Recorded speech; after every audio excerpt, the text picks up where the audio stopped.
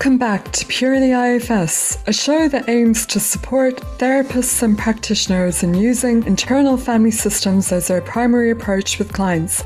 I'm Gail Williamson. And I'm Emma Redfern. In today's episode, it's part 2 of our focus on polarisations. And we've got lots more to cover here, including working with polarisations that involve more than 2 parts. Polarisations across systems and addictive processes. And we're going to give our top tips at the end.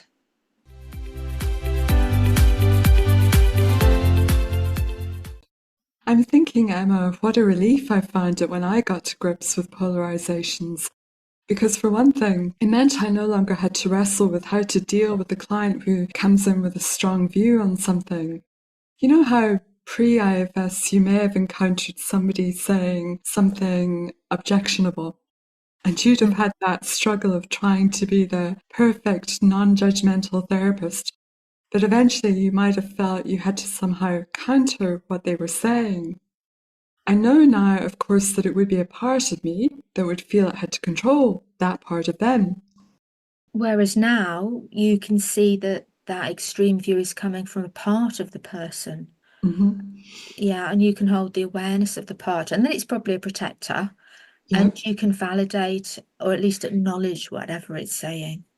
Sure, by saying to the person something like, I know this part of you must have good reason for saying what it's saying, and I really do hear it.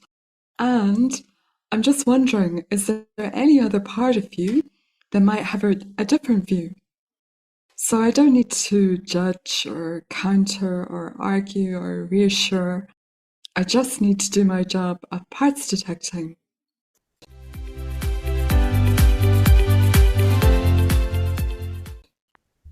I think some of the more common polarizations we might come across include the pleaser part and the angry part.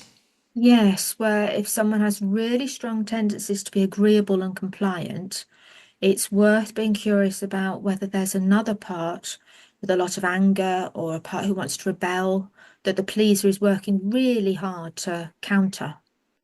Then there's the workaholic manager that's likely polarized with a part that will try to slow the person down in some way. Yes, typically using the body maybe to do so. Might be by flooding them with tiredness, sapping energy, causing illness. And then there are interesting variations you will encounter where, for example, you have a client appearing to have a strong value of honesty. That is, they have a part that reacts with outrage against anyone who isn't fully transparent. But then you discover that they actually have an extreme part that causes them to tell significant lies. So there's a polarity there between don't tell lies and tell lies. And there are lots of examples, I think, in the IFS supervision book that you edited, aren't there, Emma? Yes, there are, particularly in the chapter by Pamela Krause, the IFS lead trainer. Her chapter is on consultation to therapists of children and adolescents. But there's also another resource I like to remind people of, which is her chapter in Internal Family Systems Therapy, New Dimensions. In there's a useful example of a polarization where she leads 9-year-old Simon in externalizing his parts. He's got an inner polarity and he uses animal figures to externalize them. Pam helps him develop a relationship with both protectors before going on to take an exile through all the steps of healing.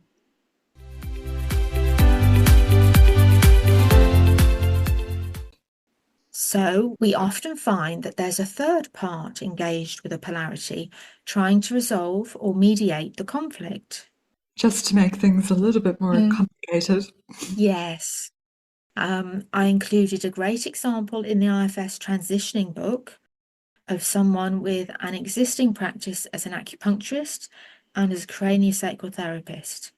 This practitioner was getting caught between 2 distinct styles of working. In one, therapist parts were aligning with the role of expert, fixing the presenting problem. In the other style of working, therapists preferred to follow and were more open to the moment. Then the practitioner noticed a third part offering a short-term solution to the problem with an approach of give up, it's too hard. So that's the polarity. Be the expert versus follow the client, which is something many therapists transitioning to IFS might struggle with. And it's important not to be put off from working with these protectors by the fact that there does seem to be a third part involved. Yes, and often it's not necessarily that there are three parts with different and opposing views or strategies. I think you would frequently have worked with cases where there are two aligned parts on one side of a polarity and maybe one on the other. Yeah, and I wanted to actually share one example, which I think is a really clear example of this parts dynamic. And I hope it also shows how such a polarization might be uncovered or detected. So my client, I'll call her Kate, was having a difficult time at work. And she was worried she wasn't being productive enough, but she was also struggling with fatigue and had had a recent bladder infection, which she's had several times in her life. Her critical part was really giving her a hard time, so we went inside. The critic said it was pushing her to be better so that she didn't fail. It said that she had to meet expectations, otherwise she'd suffer. And when I asked what it meant by suffer, it said she wouldn't be liked. She'd be rejected and devastated. And it showed times in the past when Kate had felt like she disappointed her parents and felt really ashamed. And the critic added that it was very afraid that if it didn't push her, then she'd just do nothing. And that's where you heard the polarization. The critic says it's afraid if it doesn't push her, she'll do nothing, which means it fears or it knows there's another part there that would make her do nothing. Exactly. So I just needed to say this to Kate, that it sounded like this part was probably working very hard to counter another part that might slow her down. Kate reported then that the critic said yes, and pointed to another part, one that looked really tired. So I got Kate to ask it if we could speak to that part while the critic listened, adding that it might help them not to have to fight against each other so much. This was fine, so Kate focused on the tired part, which said it was worried if it didn't slow her down and make her tired that she'd burn out and fail, and then people wouldn't like her anymore. So both parts fear the same thing, Kate failing and the subsequent disapproval from others. And they both have extreme and different strategies to try and prevent that happening. That's right. But then, the part making her tired, which is typically a firefighter, raised Kate's first year in college when she was doing way too much. That is, it raised a time when the critical pusher was dominant. Hopefully that's what an IFS therapist would hear. Yeah, and she got several bladder infections and really struggled to finish assignments. So I was curious, and I got Kate to ask the part making her tired, had it also caused the bladder infections? And the part said no, it hadn't caused them, but said it knew who had, and it pointed to another firefighter who Kate recalled meeting before. This second firefighter has previously told us it makes Kate say yes to things so that she doesn't miss out, and also make other people unhappy with her. So again, this part is also ultimately trying to ensure she's liked, gets approval, isn't a disappointment, those sorts of things. So the exiles carrying the shame and fear of disapproval and rejection aren't triggered, I imagine. But of course, our protectors don't always use the best strategies. They latch on to whatever they think might help. So on one side of the polarity is the critic, whose goal is to push Kate to achieve and succeed in order to be liked. On the opposing side is the part causing tiredness to try and counter all the doing and achieving. And aligned with this part, against the critic, is a say yes firefighter who wants Kate to be liked by saying yes to things the critic doesn't necessarily approve of, perhaps. This firefighter caused infections to slow Kate down. Unfortunately, all of these competing strategies mean that ultimately not one of them is successful. these parts cannot help Kate feel better about herself. No. With each of these parts, we updated them with how old Kate is now, and I also got Kate to show them a 6-year-old exile who we'd been witnessing over several weeks. One of the exiles that they're all involved in protecting, and who now has a trusting relationship with Kate, to see that this part was getting help, so they didn't need to work so hard keeping her locked up. Once we had spoken to all individually and updated them, we got all three around a table with Kate's self, and we did a polarization dialogue.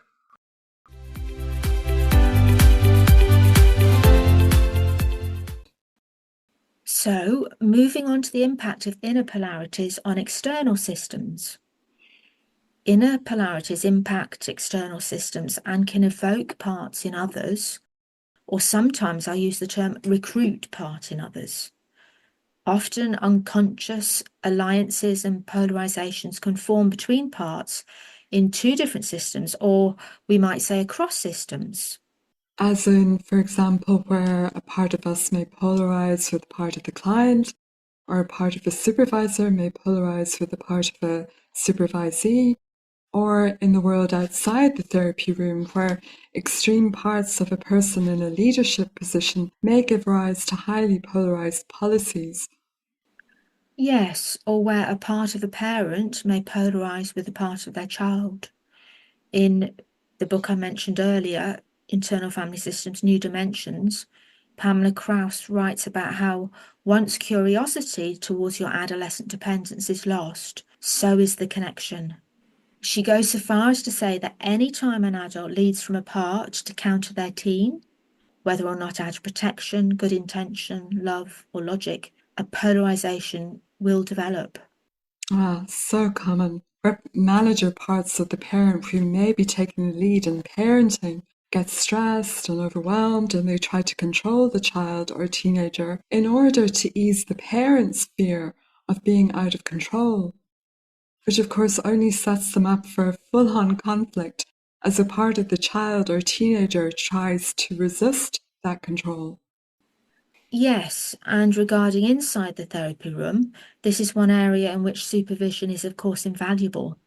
And I have an example from supervision of supervision. As usual, we're not trying to shame anyone here or evoke shame in anyone. It's understandable to get recruited into a polarity. No, it's just that if, as the supervisor or the therapist, we can notice what is happening in our system, that can often give us lots of useful information. That's right, such as noticing an urge or pull to counteract or contradict. Here, I'm thinking of how sometimes supervisors bring their work with a beginning IFS therapist who is struggling with confidence in their IFS skills. The supervisor might share with me how they don't agree with the supervisor's self-assessment, which is fine, by the way. Two opposing realities can coexist and each be equally valid. Truth is relatively relative, after all. Sure. However, I'm listening out for polarizations, and sometimes parts of the supervisor seem to need the therapist to drop their reality of, I'm not very good at this work, and agree with their own opposing reality. I think you're great, so you must too. So there was no being okay with the two opposing realities and perhaps just being open and curious about them. Instead, your supervisee hadn't realized a part with an agenda was active, maybe wanting the therapist to feel better about themselves. Yes, that's it. So perhaps you can describe what you would have done instead, Emma, had you been the supervisor to this therapist who's saying she's not very good. Well, there are obviously multiple responses possible. But in terms of polarities, I might have said something like, I'm aware parts of me want to disagree with your negative self-assessment. And once we've heard more from this part who says you're not good at IFS, I wonder if we might hear from other parts in you, if there are any, who hold a different experience or opinion about your IFS work or IFS skills at this stage. So you're really doing a couple of things there. You're highlighting that I'm useless at this is coming from a part, and you're also aware that if the supervisor thinks the therapist is doing okay, there may be a similar perspective inside the therapist system. And so you're using implicit direct access and trying to elicit the other side of any polarization just by asking. I wonder if another part of you might have a different opinion. You don't even have to name what that opinion might be. Absolutely. And then with the supervisor, my supervisee, I would have helped them to reflect on the fact that her part's insistence on pushing the "you are good at this" message with the therapist was a polarization across the two systems that was likely blocking the therapist from hearing that message from inside their own system, which might have been valuable and brought balance inside. And at other times, I might have offered the supervisor an opportunity to do their own U-turn towards the part active in them and help them get to know it. It's easy to see why keeping a lookout for polarizations is useful, but it can be very hard not to get drawn into them. Absolutely, we're all human. I guess I'm thinking, particularly right now, of the highly polarized nature of the world, and what each of us as individuals might do to avoid entrenching the extreme positions, etc. But how difficult this is when some conflicts seem so clearly to have an aggressor, or where there seems to be an objective right or a wrong in an issue. And I think the dilemma is, how do I take a stand on this conflict or issue for what is humane or decent, etc., and at the same time avoid polarizing with the aggressor and likely then just helping to make them more extreme? After all, self is not a passive bystander. So it's not the case that self would sit on the fence perfectly balanced. Sure. And I can't give any sort of solution here, Gail. But as so often with an IFS head or IFS hat on, we can be aware that it's helpful to step away from content. In this case, the content war becomes about who did what to whom, therefore the other has the right to do X or to do Y, like couples get into. It's more important somehow to practice courageous communication and speak for our parts and to the other person's parts from an open-hearted place, not a protected place. And parts driven by fear can be eager to win or blame and refuse to be beaten. Yeah, where they see the other as the enemy, where they may even be dehumanized. Yes, and I listened to a powerful example of what I think of as compassionate confrontation when Daniel Maté and his father, Gabor Maté, were filmed in conversation for Science and Non-Duality, a global community organization. The film is called The Crisis in Gaza, Navigating Difficult Conversations, a Q&A with Dr. Gabor Maté and Daniel Maté. Daniel Maté speaks with someone called Rivka, an Israeli citizen, from around 50 minutes or so. And it's really powerful to listen to. Yeah, I listened to that too. It's a really affecting and honest example of what we're talking about. We'll include details of that in the show notes in case anybody wants to watch. I have to say, I see a lot on social media forums where something terrible has happened in the ongoing world conflicts we're seeing, and someone is expressing their support for the victim or victims in the comments. They're clearly passionate and concerned, but they come out with hate-filled language, and that makes parts of me feel a little bit despairing, where there's just so much anger and hate on both sides. Where, as in a typical polarization, the conflict is only going to become more entrenched and extreme unless we know about the internal family systems model and unless we know about parts and self. Yeah, that's where I think hope lies, in being able Yes. to be aware of the parts of us who may react strongly to any injustice or violence or inequality, and to be able to validate them, to understand how they feel, with awareness of our own experiences of injustice, violence, or inequality. And then we may be able to bring more compassion or curiosity to our response, more self. Because when we polarize, we tend to identify the other side with their worst characteristics. But perhaps we can be curious also about other parts of the person driving their actions. And at those times where accessing some curiosity or compassion is a real struggle, we can bear in mind other qualities of self that may be helpful. Yes, the 8 C's, maybe particularly courage, and the 5 P's, of course. Yeah, so I'm thinking that if I need to call out a wrong, for example, I can bear the qualities of calm, clarity, and persistence in mind. And in the face of gaslighting or attack of some kind, I can calmly persist in repeating values or beliefs or a moral or ethical stance that I hold. I can also watch out for parts who may need the other side, the other person to agree with me.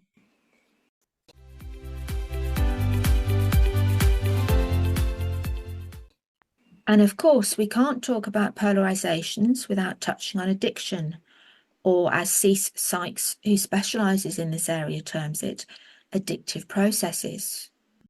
Yes, that's more accurate, isn't it? In other treatment approaches, our firefighters, who are the parts that will be pushing a drug to soothe, tend to take the focus on much of the blame. But actually, there's a whole system at work here. And what that looks like is that you'll have one of our much maligned firefighters jumping up to push something soothing when it notices exile feelings have managed to get past our managers. The firefighter might flood us with tiredness or may cause a binge on food or drink, etc. But of course, say a person goes on a drinking binge, the next day that person may be aware of a lot of critical thoughts. I'm so weak. Why can't I be better? I'm so pathetic. And so now, because the firefighter is being quite extreme, it's triggered a manager to come in even more strongly and criticize the firefighter as weak and pathetic in order to try and stop it and regain control. But the manager's criticisms only evoke more shame. Exiles become more and more activated by all the internal criticism and shaping. They may feel even worse, which then forces the firefighter back into action to try and distract from those difficult exile feelings, which forces the manager back into action again. And round it goes, the cycle behind addiction. Oh, so we're saying that there is a cycle here and all the categories of parts are involved, but that it's useful to pick up on the manager-firefighter polarization and do what we can to diffuse the conflict between firefighter and manager before going on to the exiles. Yes, we can let the overworked, stressed out polarization know that self is there. There's someone else who brings resources, inner clarity, offers healing and freedom in a different way. And I'm reminded of the metaphor of the sailing boat that I know Dick Schwartz and Pamela Krause include in their writing to illustrate how polarizations achieve their own kind of balance, but it's far from ideal. And I'm no sailor, so hopefully I don't mangle the message. But 2 sailors are each trying to steady the boat by leaning out over the water. Unfortunately, one person is leaning out over one side of the boat and the other is leaning out over the other side. And presumably they aren't communicating with each other. No, but they're each acting to compensate for the instability created by the other sailor's attempts at creating stability. That's great for illustrating the extreme lengths our valiant protectors go to, thinking that there is no other way. And those extreme lengths and extreme opposition become problematic. They're stressful, they constrain self's presence, and therefore prevent access to inner ease and harmony. And polarizations can really take up a lot of energy and focus inside. And in the PESI workbook on addiction, C. Sykes, Martha Sweezy, and Dick Schwartz, they're the authors, they provide a list of some of the American societal polarities, revealing the tension between constraint or inhibition and compulsive disinhibition and indulgence, which contributes to a social context that exacerbates addictive processes. Interesting. Like what, Emma? Well, there are some that I see in UK society too. For example, the pushing of junk or highly processed food by advertisers, which people like Dr. Chris Van Tulleken and the late Dr. Michael Mosley show lead to obesity and health problems, while the same media and advertising industry also celebrate extreme thinness and push that as super Hmm. healthy. And I'm thinking of another one, the draconian stance that most government institutions take against recreational drug use, while Big Pharma is free to make enormous profits from, for example, opioids, painkillers, or psychiatric drugs that have caused untold damage.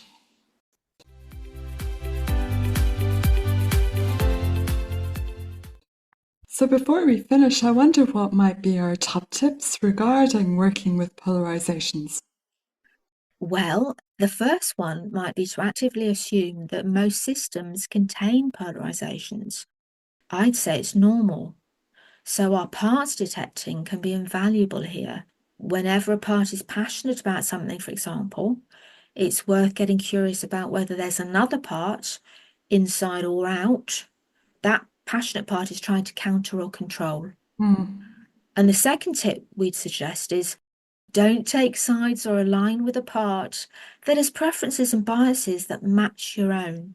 Which is actually harder than it sounds. Mm. Where, of course, it is right, I think, that we don't eat pizza every day, but that's going to be challenging if you have a strict healthy eating part and that's what your client is doing, eating pizza every day.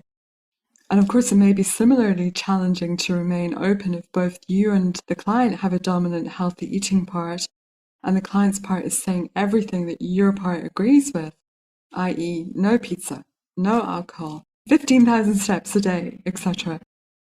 Yes, and following on from this, our next tip would be don't try and counteract or tell a polarized part what to do differently. Negotiation is key, and remember, IFS is a constraint release model.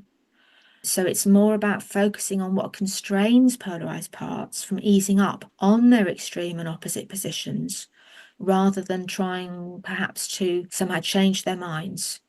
So we'd inquire about parts' fears and the exiles they protect that keep them fixed in their roles.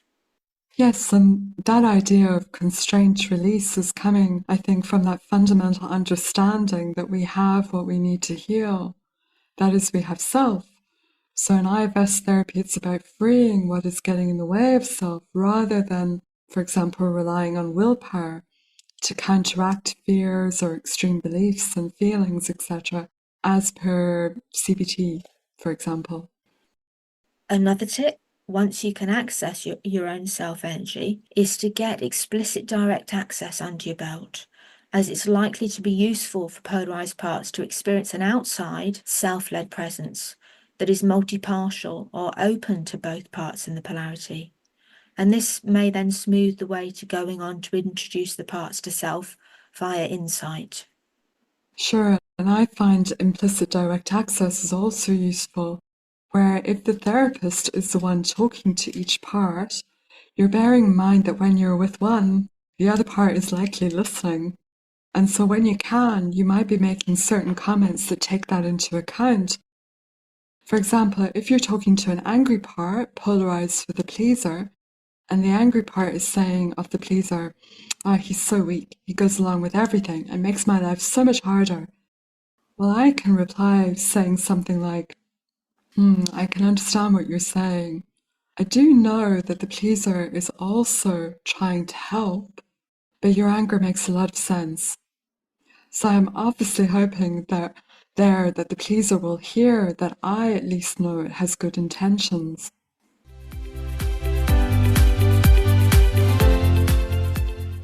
Just before we stop, I came across a great excerpt that captures much of what we've been discussing in this episode and the previous one.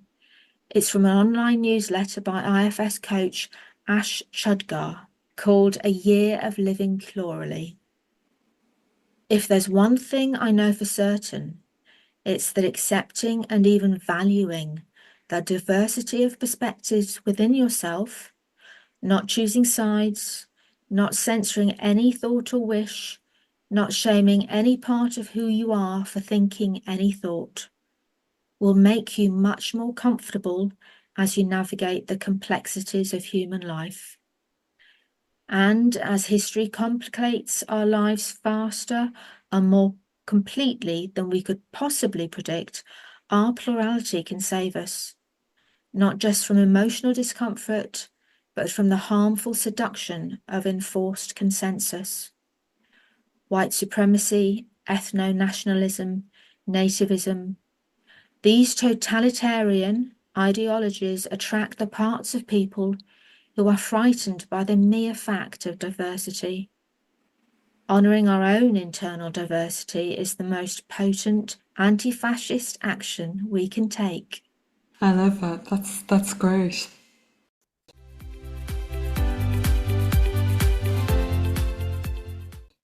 So thanks again for joining us on Purely IFS.